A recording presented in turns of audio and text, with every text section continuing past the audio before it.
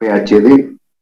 Un poco breve del currículum. El profesor es parte de nuestra maestría en estructuras, patología y diseño sísmico.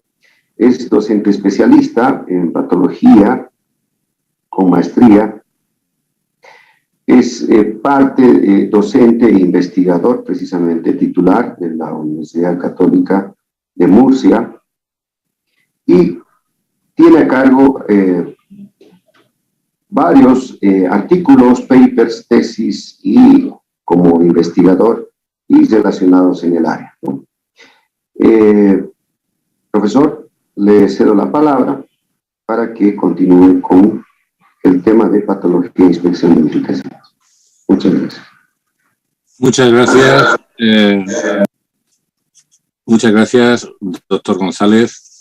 Agradezco la invitación formulada por la UPB en su persona y a través de los colaboradores de Adriana y de Raúl para participar en esta charla, en este webinar, para dar a conocer algunos aspectos de lo que se puede tratar en esa maestría tan interesante que puede profesionalizar y puede ayudar a ser unos especialistas de futuro en los campos de la estructura enfocada al estudio, a la combinación de los esfuerzos sísmicos y también a los procesos de recuperación tras las lesiones que se pueden producir de todo tipo.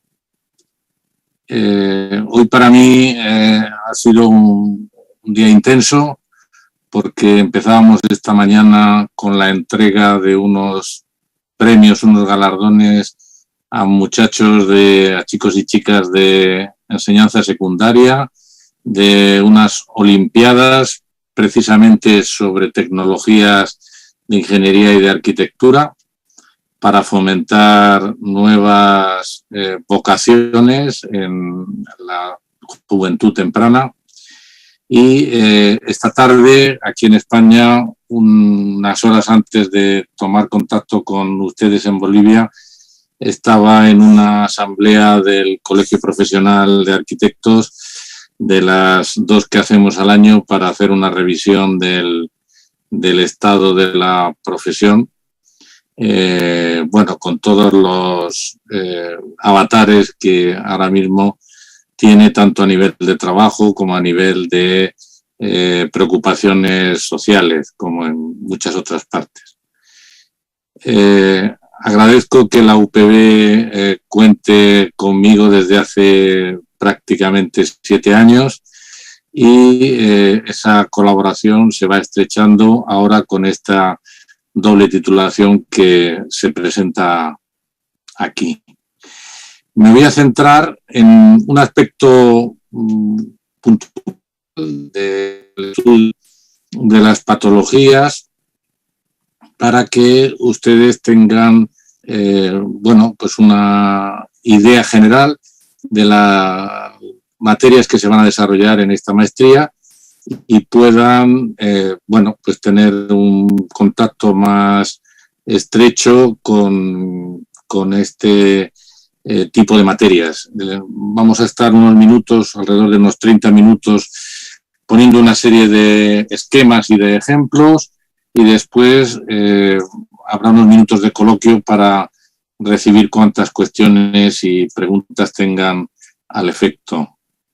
Voy a compartir pantalla.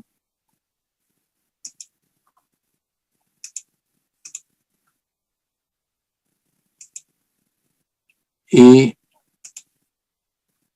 vamos a hacer una presentación tipo PowerPoint con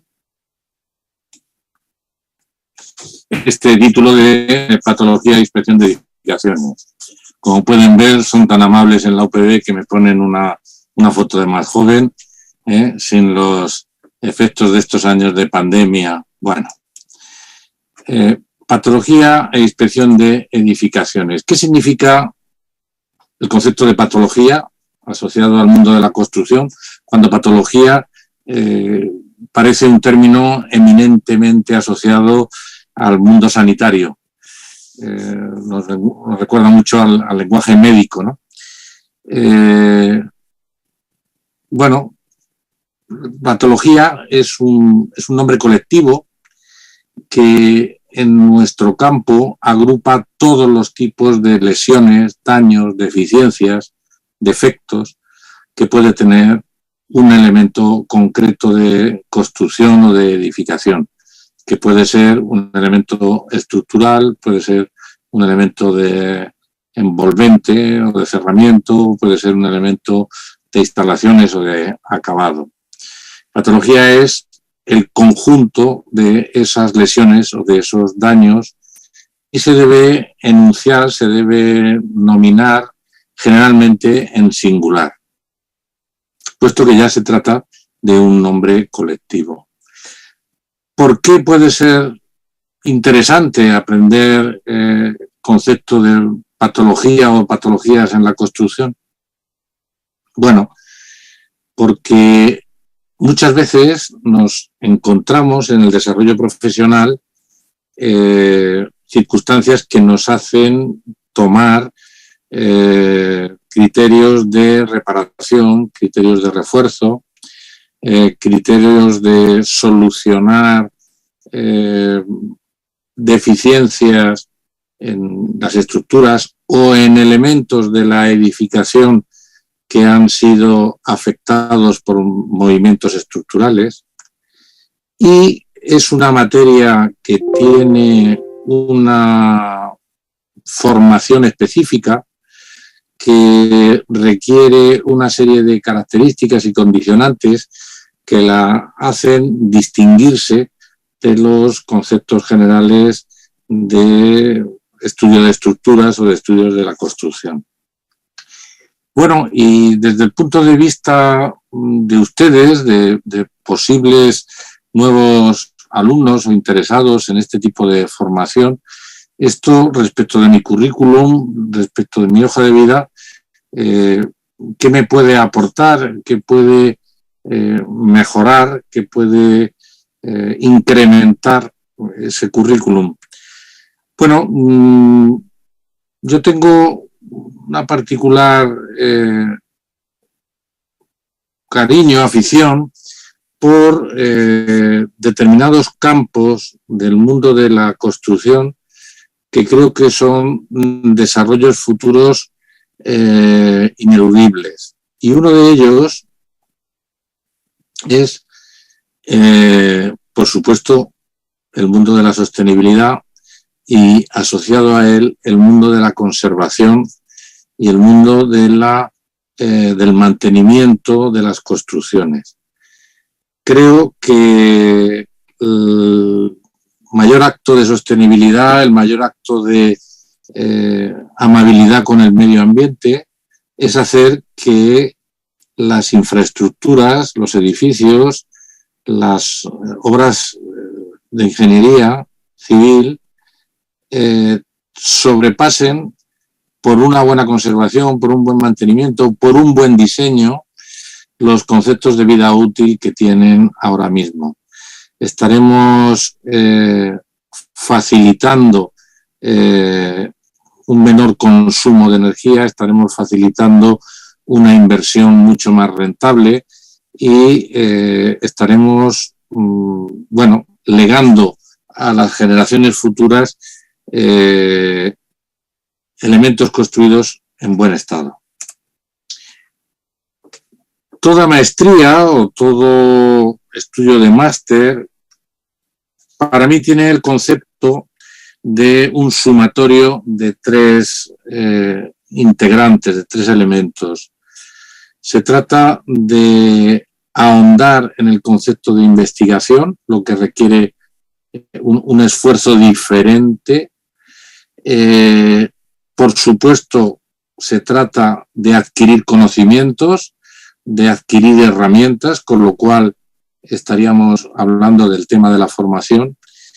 Y también tiene una vertiente muy importante profesionalizante de especialización. El mundo futuro también de las tecnologías de la construcción, de la ingeniería y de la arquitectura, va a requerir, como ya lo han hecho otros campos de la ciencia, pongo ahora mismo en analogía el mismo campo sanitario. Hoy en día es impensable, salvo en circunstancias muy precarias, el que determinadas dolencias o todas las dolencias de una persona sean atendidas por el mismo especialista médico, y para eso se crean distintos campos: internista, traumatología, otorrino, oculista, etcétera, etcétera. Pues yo estoy convencido de que cada vez más el incremento de las condiciones tecnológicas en la ingeniería requerirá de ese concepto de especialización y de que haya técnicos, haya arquitectos, haya ingenieros formados específicamente para ahondar en campos determinados, como puede ser un cálculo especial de estructuras o una recuperación de estructuras dañadas. Vamos a recorrer de una manera más o menos rápida 7 conceptos más un final de posibilidades de áreas de trabajo. Comenzaremos por las aptitudes. ¿Qué hace falta en una persona, en un alumno que quiera integrarse en el campo de la patología? Pues hace falta que sea observador, que tenga un cierto concepto del orden, que sea capaz de articular correctamente las secuencias. Eso está emparentado también con tener pues cierta capacidad de lógica. La lógica constructiva no deja de ser una parte del sentido común. Que sea minucioso, que es una aptitud que combina con la observación, y que luego tenga la capacidad de aplicar correctamente los conocimientos de sus fases sucesivas de formación, ¿no? Del grado y del posgrado. En este sentido, nuestro trabajo es muy parecido al de los investigadores de series tan conocidas como los de CSI, ¿no?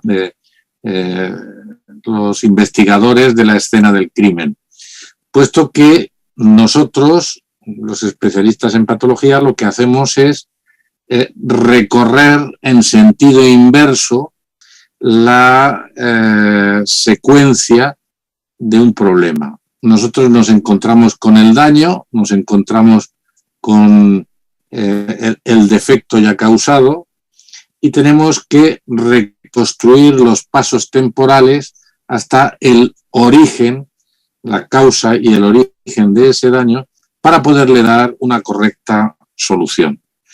Así que en ese sentido es muy parecido. ¿Qué tipos de daños nos podemos encontrar en edificaciones? Bueno, causados por muchos elementos. Algunos elementos son de la propia naturaleza y son ajenos a labores humanas. O puede ser el tema de los terremotos. Me comentaba el doctor González que hacía unas horas habían sentido en la cercanía de la frontera con Perú de un terremoto de 6,9, que ya es un grado en la escala de Richter bastante significativo. Estos son imágenes de un terremoto que hubo en Lorca hace unos años, a unos 60 kilómetros de mi ciudad, que también causó muchos daños, aunque fue solo de escala 4,7. Lo que pasa es que las escalas de los terremotos, en concreto la de Richter, lo que representan es la liberación de energía, y en este caso el terremoto tuvo un epicentro muy superficial, tan solo a 2 kilómetros de la superficie, lo que hizo que causara muchos daños en muchas edificaciones y un total de 9 fallecimientos. Hay otros daños que están causados por accidentes. Este es el caso de un rascacielos de los años 70 en Madrid, que hace una década, una noche de un fin de semana, por motivos que están en una investigación todavía no del todo determinados, pero parece ser que los equipos de limpieza, algún cigarrillo mal apagado y tal, pues causó el incendio y la destrucción de todo el edificio. Hay otros daños que sí son más, donde hay más intervención directa del hombre, como puede ser el tema de las guerras. A la izquierda hay una imagen de una iglesia de un pueblo bombardeado en la Guerra Civil Española y a la derecha la imagen de un edificio en el centro de Varsovia con los bombardeos de la Segunda Guerra Mundial. Y luego hay pues daños mucho más cotidianos que se manifiestan de una manera mucho más habitual en la superficie y en las visiones habituales que tenemos de nuestro entorno, que pueden ser pues los temas de desprendimientos, de roturas, de humedades, procesos de oxidación con la subsiguiente afección a elementos de cerramiento, procesos de degradación de armaduras en el hormigón, en el concreto, o como el caso de la derecha, que ocurrió en un edificio de playa hace año y medio aquí en mi región, de una fatiga de unos elementos de voladizo que fueron apilándose uno contra otro, como resulta en la fotografía. Y en otro tipo de estructuras más antiguas, pues ven aquí unos casos en estructuras de madera, o la afección de daños de origen estructural que tienen luego sobre cerramientos, como pueden ser en estas imágenes, sobre todo en la de la con los arcos que denotan una cesión en el centro del vano de esa viga que está marcando unas deformaciones excesivas de flecha y dando una serie de daños. A veces también esos daños se producen por empujes o deslizamientos de los terrenos. Nosotros, al no tener un régimen de lluvias excesivamente importante, no tenemos muchos de estos casos de deslizamientos, pero algún caso de empuje, en este caso de un talud demasiado vertical y con unos drenajes, como ustedes pueden ver, dispuestos de una manera muy poco adecuada, pues han causado estos desprendimientos. Decía que hay que volverse observador y minucioso y ser capaz de, con los equipos habituales que tenemos, hoy en día tenemos pues hasta en los celulares unas cámaras fantásticas, pues el poder descubrir una fisura que se puede producir en una quinta o sexta planta y de empuje de un pilar metálico, incluso un ladrillo que tiene unas posibilidades de desprendimiento importantes. ¿Cuál es el sistema de trabajo? Bueno, tenemos que hacer una toma de datos en el despacho, en el gabinete. Hay que hacer inspecciones organolépticas, es decir, basada en los sentidos, en la vista, en el tacto, en el olfato, en el oído. Documentación fotográfica, distintas pruebas y ensayos, y luego proceder a una investigación y a una interrelación de esos datos.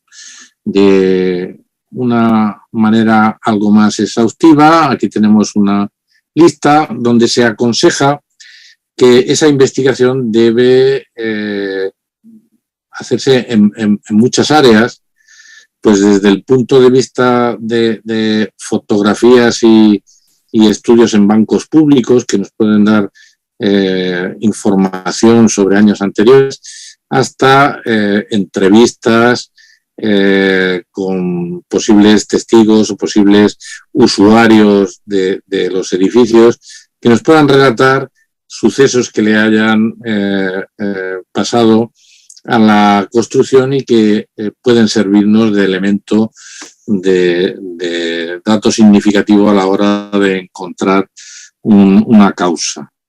También es importante estudiar la normativa de afección en las fechas que correspondan. Nada más descalificador para un perito, para un especialista en patología, que intente aplicar normativa mucho más evolucionada, normativa más moderna a edificaciones antiguas que lógicamente se hicieron con los conocimientos y con la legislación que estaba en su momento en vigor.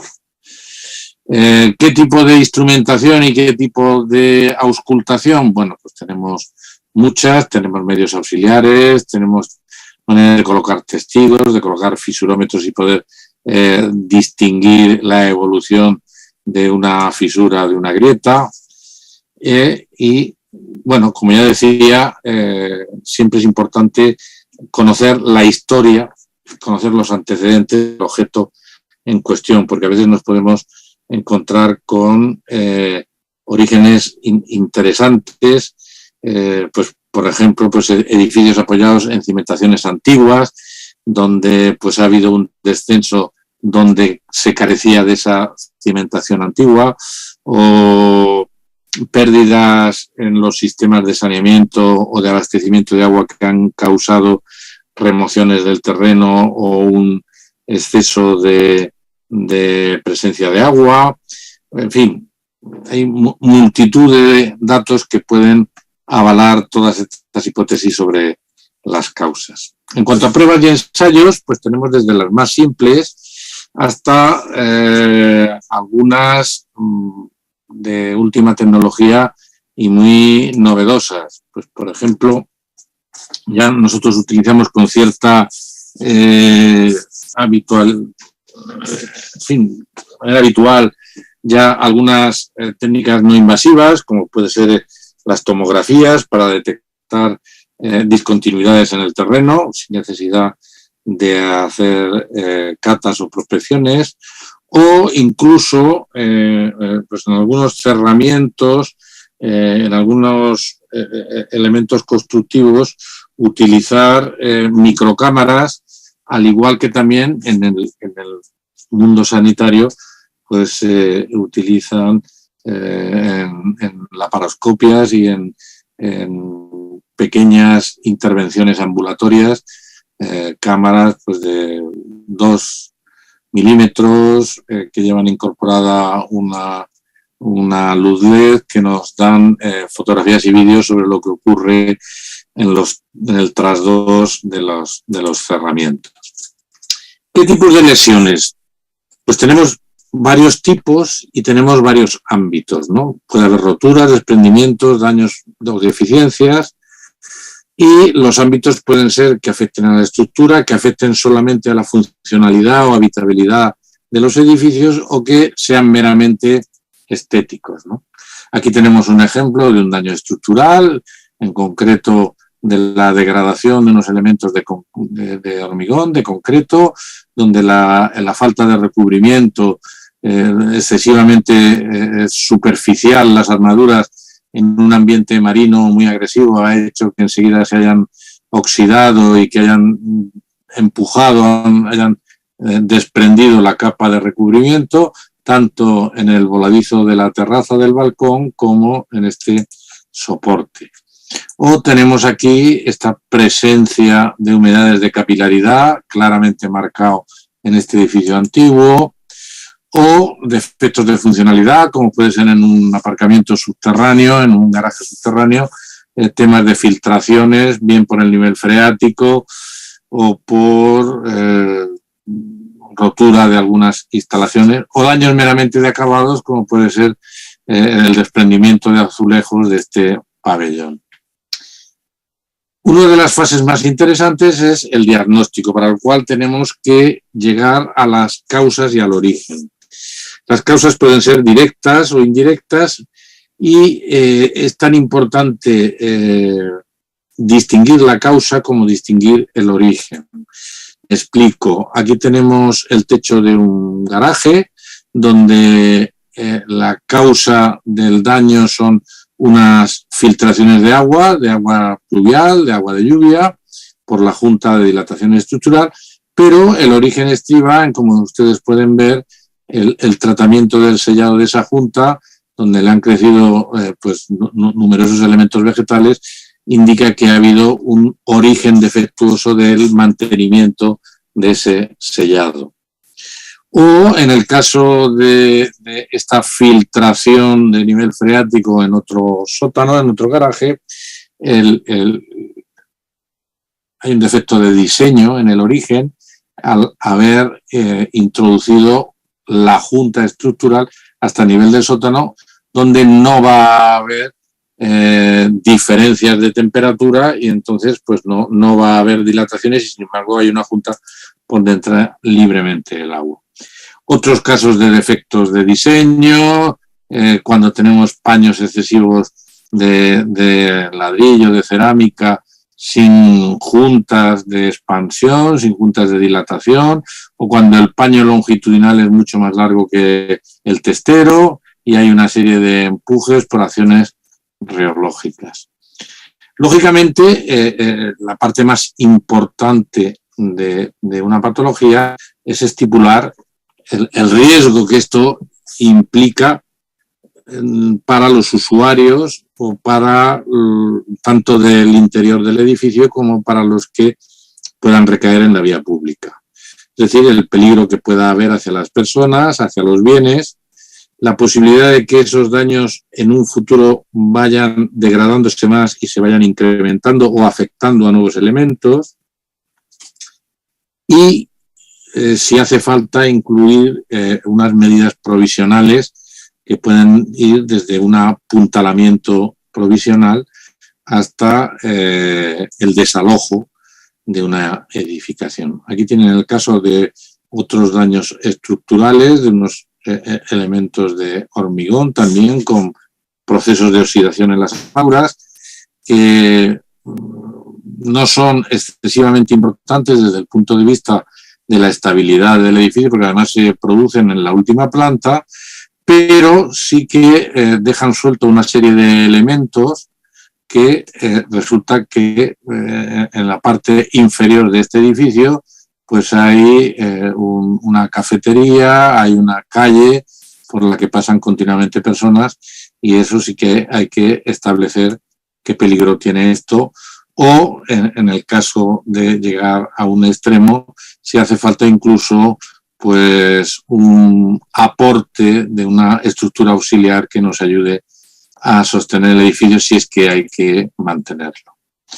Luego, finalmente, vendría la propuesta de recuperación en sus distintos grados. O hacemos una reparación, que sería el grado menor de intervención, de actuación, para devolver a la capacidad anterior a la producción de la lesión. El refuerzo, si hubiera que incrementar esas cualidades de seguridad, o la restauración o rehabilitación del edificio.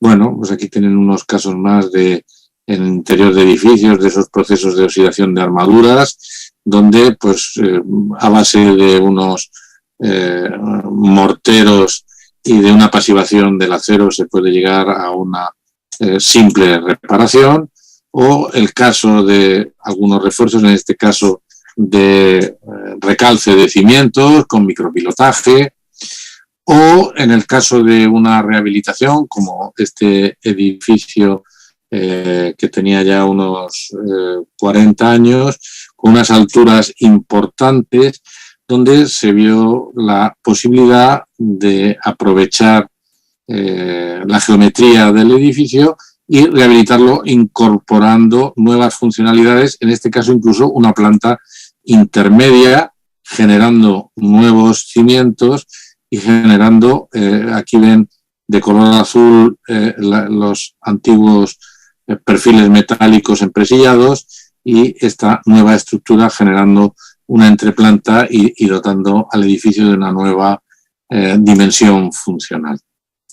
Por supuesto, otra de las cuestiones que aprendemos en el campo de la patología es a todos las causas y los orígenes defectuosos que hemos visto en una serie de elementos, tratar de prevenirlos tanto con mejoras en fase de proyecto como durante la ejecución de la obra o en la conservación durante la vida útil. Es decir, cómo luego somos capaces de poder prever que va a haber elementos más expuestos a la carbonatación y a los procesos de oxidación, y entonces a lo mejor tenemos que incrementar los recubrimientos o tenemos que dotarlos de goterones para que el agua de lluvia no recorra todo el elemento y se filtre, o como incluso en elementos de mampostería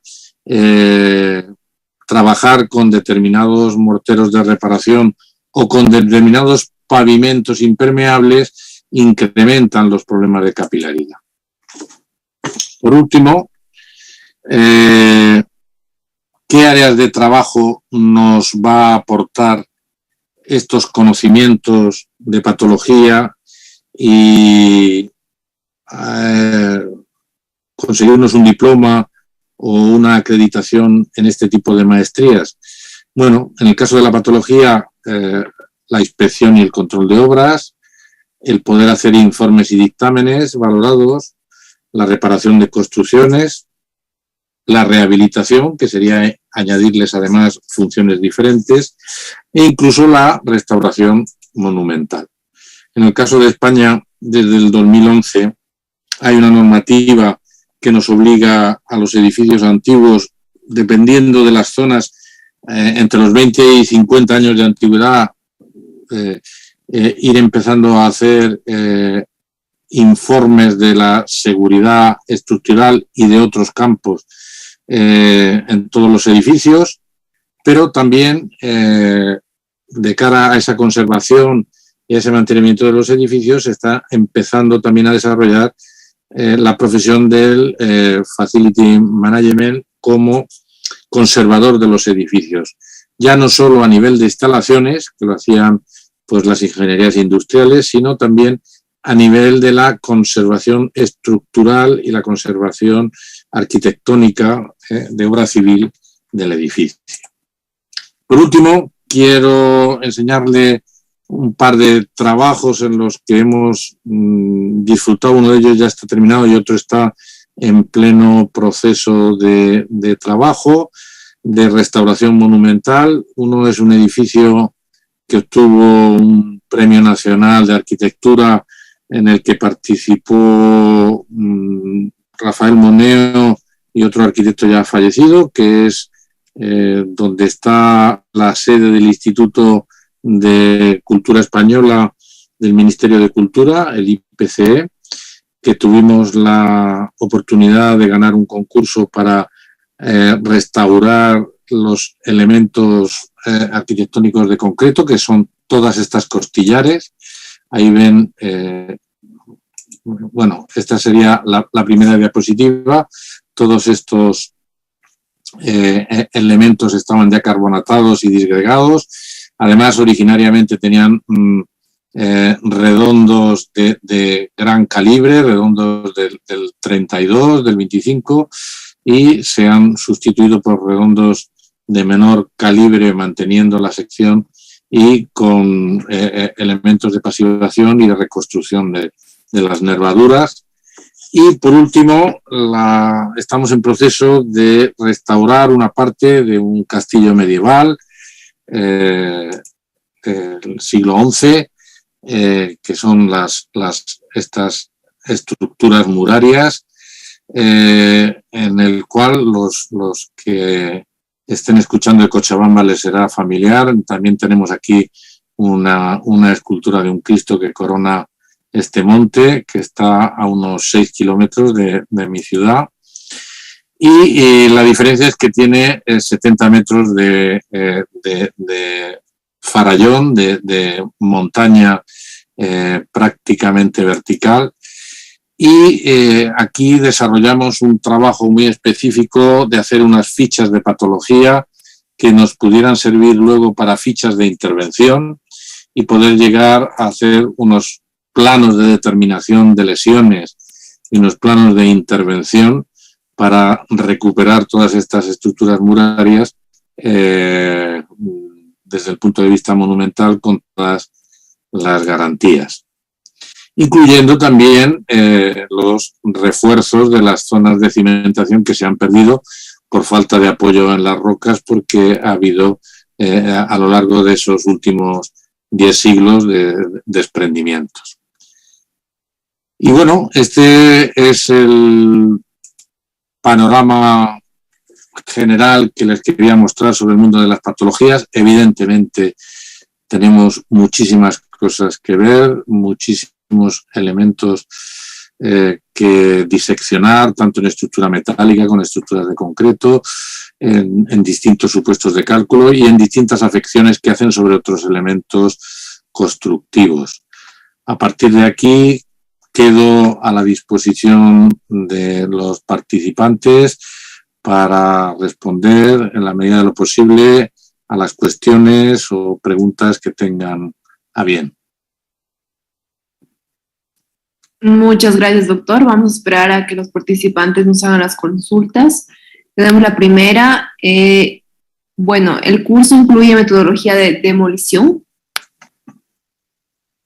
Tal vez el doctor Germán también nos puede ayudar con esta consulta. Sí, en realidad se tiene, respondiendo al participante, un módulo de recuperación estructural, ¿no es cierto?, en la cual se trata varios aspectos, en realidad, y metodologías para restituir, en realidad, la estructura, ¿no? Entonces, se tiene considerado parte, digamos, de esos módulos. Gracias, doctor. Tenemos la consulta de Dorian. Buenas noches. ¿Qué normativa en patología sería más aplicable en Bolivia o cuál sería la más recomendable? Bueno, la normativa sobre intervención en patología es muy escasa y en general excesivamente teórica, porque al igual que dicen los médicos, no hay enfermedades sino enfermos y no hay daños generalizados, aparte de los típicos de oxidaciones y de descalces. En realidad sí que hay metodología aplicable. En España tenemos una en el Código Técnico de la Edificación, publicado en el 2006, y ahora el Código Estructural del 2021 nos ha ampliado esa metodología para establecer un marco, porque en realidad lo que se trata es de acercarnos al problema con unas bases, pero realmente será cuestión de tratar cada caso en concreto, cada edificio en concreto, aunque lógicamente hay unos criterios generales para solucionar determinados defectos o determinadas lesiones en la construcción. Se trata más bien de una metodología más que de una instrucción. Gracias, doctor. Tenemos la consulta de Daniel. Los daños por humedad y filtraciones en sótanos, muros de contención u otros elementos de hormigón armado, ¿qué grado de riesgo pueden representar para una estructura? Vamos a ver. Gran parte cuando se trabaja en hacer sótanos con muros de hormigón y losas de hormigón o de concreto armado, ya se tiene conciencia de que va a haber filtraciones en el trasdós del muro. bien por pluviales, bien por fluctuaciones del nivel freático. Nosotros tenemos un problema en Murcia que se llama subsidencia, y es que hemos llegado a tener diferencias del nivel freático, subidas y bajadas de más de 6 metros. Eso ha provocado, lógicamente, descensos en algunas edificaciones y descensos diferenciales que han llevado a patologías importantes. Respecto del daño que le pueden hacer al propio elemento es la disminución de la vida útil. Los hormigones sufren unos procesos de carbonatación y de incremento de los poros. Las armaduras de acero tienen, lógicamente, una predisposición a la corrosión, a entrar en contacto con el oxígeno, bien sea el del aire o bien sea el del agua, y lógicamente lo que ocurre es que se disminuye la vida útil. Aunque en general con las secciones con las que trabajamos en los cálculos y los coeficientes de seguridad que empleamos, para una vida útil normal no suelen ser determinantes. Pero, como les decía al principio, lo que se trata es de tratar de conservar lo mejor posible las edificaciones que tenemos. Gracias, doctor. Tengo una consulta de Juan Carlos Ticona. ¿Qué bibliografía recomienda para esta materia? Bueno, pues tenemos decenas y decenas de libros, de artículos, y bueno, a lo largo de la mayoría de las materias se irán disponiendo las que sean más, le puedo decir que, por ejemplo, son destructivos en el caso, por ejemplo, de ultrasonidos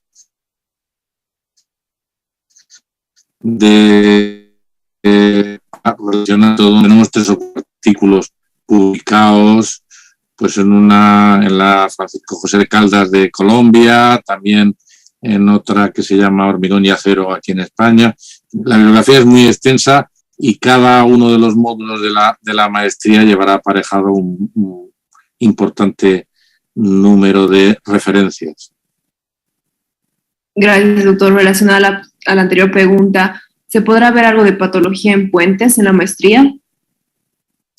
Sí, claro, por supuesto.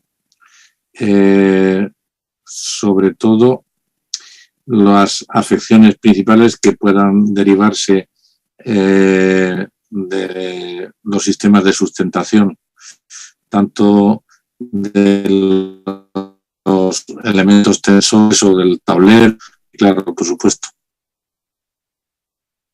Perfecto, y vamos con la última pregunta de Marcelo. Una estructura armado que fue sometida a acción sísmica y debido a esta se tiene exposición de armaduras por desprendimiento de recubrimiento solamente. ¿Qué medidas se puede tomar para volver a disponer el recubrimiento? Cuando tenemos un movimiento sísmico, un terremoto que ha causado esos daños en una estructura, hay que ser muy meticuloso, muy minucioso a la hora de exactamente evaluar si solamente ha trabajado en desprender el recubrimiento del hormigón o hay alguna otra tensión que ha afectado a las armaduras.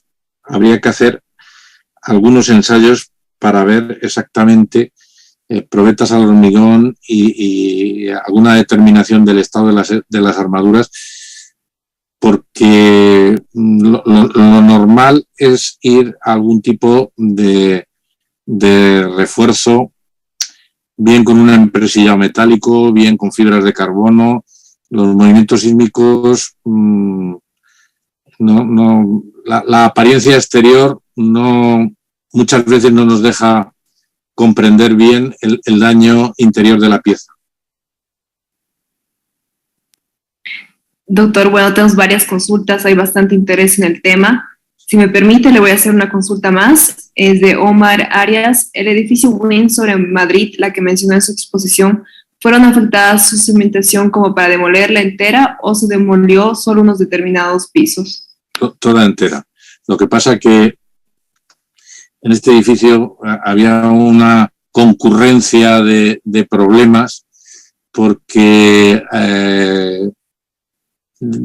parece, las casualidades a veces parece que se concitan es un edificio que se quería vender, que tenía alquileres antiguos, que una cadena, el Corte Inglés, que es una cadena de grandes superficies, quería comprarlo, que había un montón de empresas de auditorías económicas con un montón de empresas grandes que estaban fiscalizadas por el Ministerio de Hacienda y todo se concita y un sábado por la noche a las 3 de la mañana arde sin ninguna víctima. Pues no, el edificio lo tiraron entero, construyeron uno más alto al margen de que probablemente a lo mejor no hubiera hecho falta de ver más de un tercio del edificio, pero otras fuerzas económicas ayudaron a que tuviera que demolerse entero.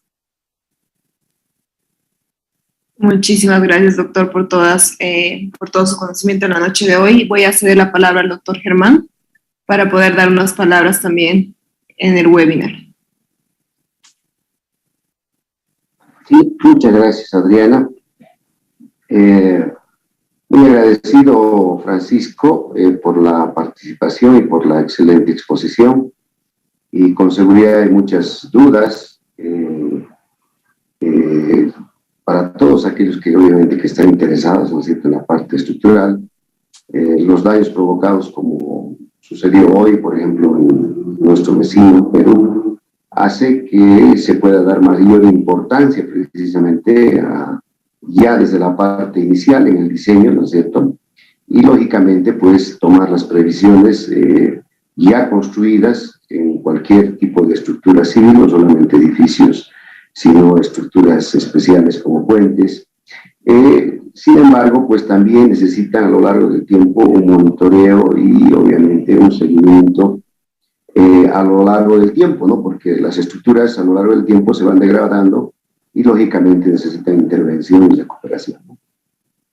Muy bien, entonces todas estas temáticas claramente se va a ir exponiendo, ¿no es cierto? Y a lo largo de la maestría ya mencionábamos que hay diferentes profesionales, muchos formados en países también con mucha actividad sísmica, como es Japón, ¿no?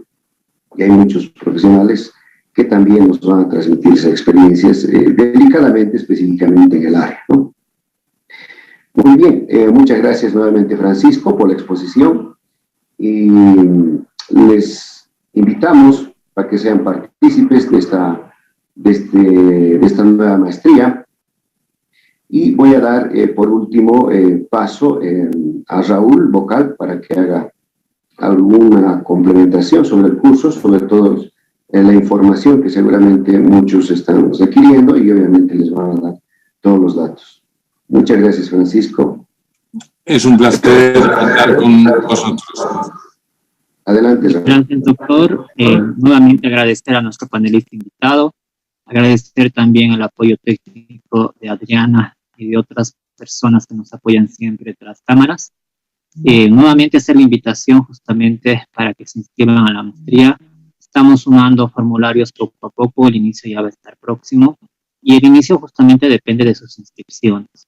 Entonces tienen ya en el chat, y también les he dejado mi número, es el WhatsApp 720-13-899, cualquier consulta directamente por este medio. Muchas gracias.